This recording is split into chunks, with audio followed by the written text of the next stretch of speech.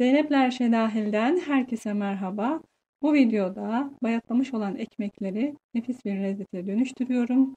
Şimdi hiç vakit kaybetmeden bu çok lezzetli olan tarifin yapımına geçiyorum. İlk olarak bayatlamış olan şöyle dilim dilim ekmekleri küp küp doğruyorum. Burada zannedersem bir ekmek kadar olacak şekilde bayat ekmek var. Ve ekmekleri bu şekilde doğruyorum. Çok büyük olmamasına özen gösteriyorum.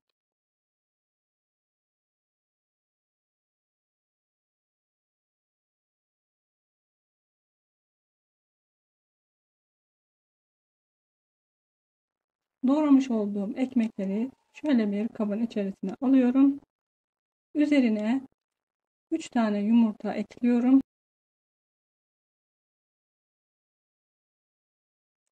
Daha sonra 1 çay kaşığı kekik ve 1 çay kaşığı pul biber ekliyorum.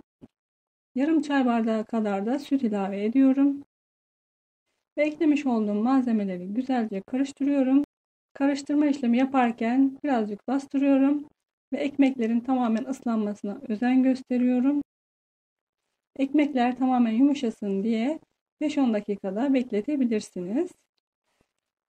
Ve bu şekilde ekmekleri hazırlıyoruz.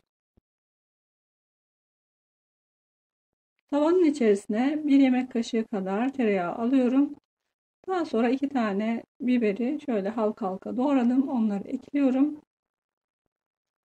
Biberler hafif kavrulduktan sonra içerisine domates ve sucuk ekliyorum. Domatesle sucuğun önce bir tarafını kızartıyorum. Daha sonra ters çevirip diğer tarafını kızartıyorum.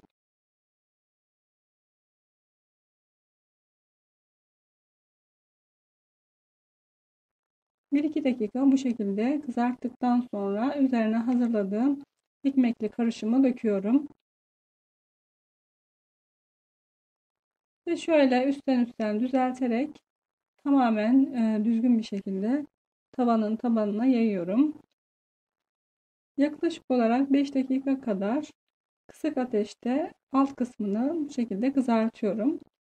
Kızardıktan sonra şöyle bir kapak yardımıyla ters çeviriyorum.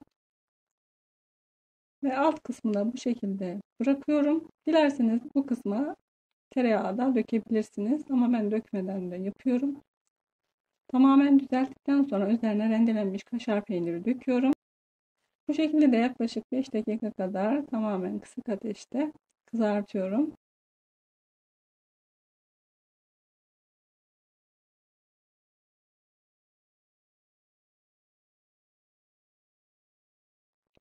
Ve daha sonra ocaktan alıyorum.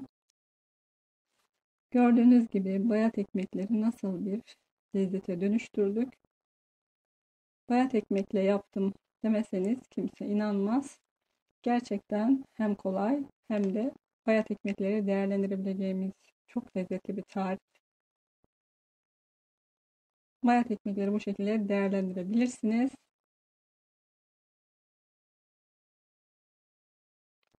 Gerçekten lezzetli oldu.